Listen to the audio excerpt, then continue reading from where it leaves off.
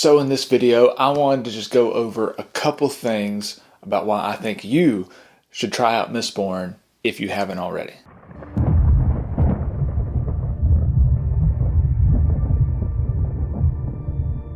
I had actually planned on doing a different video today, but there's a new Mistborn book coming out and all I can think about lately is Mistborn. So we're going to talk about Mistborn. As you may or may not know, Mistborn is one of my favorite fantasy series of all time. I have read it, I cannot remember how many times at this point, and I will continue to reread it because it is just that good. Mistborn is a epic fantasy trilogy written by Brandon Sanderson. And the first thing we're going to talk about is the thing that makes a fantasy novel, and that's the setting. So this story takes place on a world called Scadrial. So one of the most defining features of Scadrial is the ash. Ash covers everything. There are these huge volcanoes that all they do is spew out ash.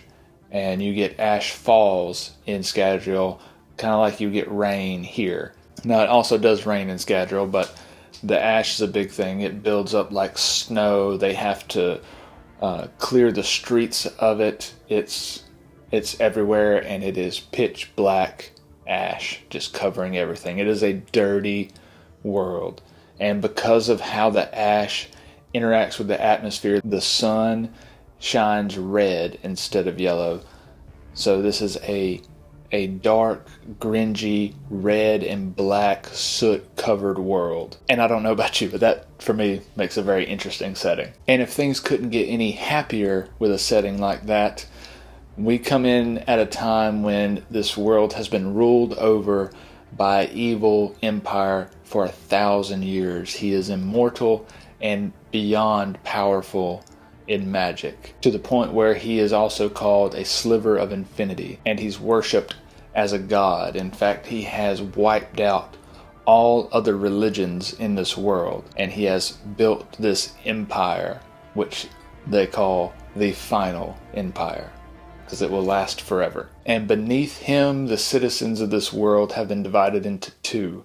You have the noblemen and you have the Ska. And the noblemen run the world and have rights and all these freedoms, while Ska are basically slaves and looked at as inferior and second-rate citizens. They are treated like dirt. But this is a fantasy book, so there is a magic system in this world as well. And the magic system most prominent is allomancy. And that is where you ingest certain different metals, and each one of them, when you burn it, gives you a different ability. Tin, for instance, enhances your 5 senses, while steel and iron lets you push and pull metal to and from you. And pewter, when burned, gives you enhanced strength. Only a very select few people actually have the ability to burn metals, and some people can either burn one metal, while other people can burn all the metals. The people that can burn all the metals are very rare, and the Lord Ruler is one of those people, and he is more powerful in all those than any other Mistborn, as they're called. He's also immortal, which also makes him a little different. And we also have in this world some of the best nightmare fuel I've ever read about, and that is the Steel Inquisitors. And these are the minions of the Lord Ruler. They have spikes driven through their eye sockets to where they're poking out the back of their head. And they are similar to a Mistborn, where they can use all these metals and magics, just more powerful and almost immortal themselves. And they kind of enforce the rule of the Lord Ruler. They do all his bidding for him. So that is the world that you are plopped down into at the beginning of Mistborn, the Final Empire. All sunshine and roses. But that brings us to the characters of Mistborn, and I've already mentioned a few with the Lord Ruler and his Steel Inquisitors. Most of the rest of the main characters, especially for the first book, are going to be from the Ska population, and more specifically, a group of Ska thieves. So the first book is a heist book, and you have the mastermind leader of the group, and you have all the individuals with certain specialized skill sets, and they come up with this very elaborate plot against the Lord Ruler. And honestly, the characters and the the relationships between the characters and the crew, all the witty commentary back and forth, and the character development over the course of these books is really, to me, what drives these books and what makes me want to go back and reread the books, because I just love the characters so much. And that's one thing I feel like Brandon Sanderson always does so well, is he takes his characters and he builds very well-rounded characters. These characters feel like real people, and then he puts them through the ringer and has them change over time. And sometimes they change for the better, sometimes they change for the worse, sometimes they make good decisions, sometimes they make bad decisions, just like real people would. And sometimes they're very resistant to change, where as the reader you're looking at it and go, just change, stop being like that. And it's not that simple. It's one thing that I hate when authors do, is they take a character and they give them some kind of personality flaw, and then just like that, it's fixed and they're all better, and it moves the story along. Like, real change doesn't happen just that quickly. Sometimes, if you have a traumatized youth that grew up in a very difficult situation, and then you just put them in with a group of trustworthy people, they don't just instantly start trusting everybody. Like, even after they're shown, oh look, these are trustworthy people, here's proof, here's evidence, that doesn't mean they change automatically. And that's part of this book, is seeing those characters slowly change through time and grow. And it's just so well done. And then we have the plot. And I've already mentioned a little bit about the plot in the first book being a bit of a heist plot. And then after that, the second and third book get a little more into politics and a little bit into warfare, things like that. My personal favorite is the first book, where it's more of a heist plot and it's centered around that.